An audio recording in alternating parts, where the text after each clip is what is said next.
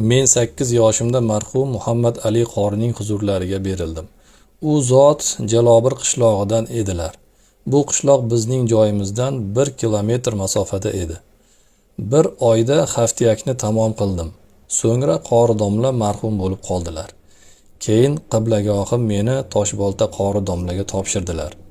Bu qori domlada 4 yil davom etdim. Lekin Qur'onni hifz qilishim amrimahol ko'rinar edi.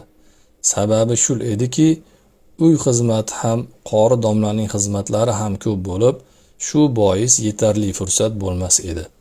Men qiblagohimga aytdim: "Meni shaharga olib borib bering. Bu joyda qori bo'lishim qiyin" deb. Bu fikr qiblagohimga ham ma'qul bo'ldi. Shahri Qo'qon bizning qishlog'imizdan 8 kilometr masofada joylashgan edi. U davrlarda ko'chalar xarob edi. Odamlar ot, eshak yoki piyoda yurar edilar. Otamning bir otlari bo'lib, eshakdan kattaroq edi. Meni orqalariga mindirib oldilar. 2 kilometr yurgandan so'ng otimiz ko'chadagi ozgina loydan o'tmay to'xtab qoldi. Otam har qancha urinsalar ham yurmadi. Otam tushib yetaklasa ham bo'lmadi. Hayron bo'lib turib qoldik.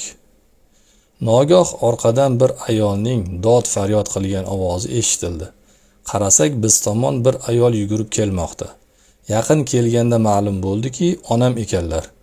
Qur'on kitobim esimdan chiqib, uyda qolib ketgan ekan. Onam kitobimni olib orqamizdan yugurib kelayotgan ekanlar. Yetib kelganlaridan keyin behol bo'lib yerga o'tirib qoldilar. Biz Qur'onni olgandan so'ng otini yetaklasak, yurib ketaverdi. Otam aytdilar: "Agar ot to'xtab turmaganida, onang to shahargacha yugurib borar edilar. Xudo rahim qilib, otni to'xtatib qo'ydi."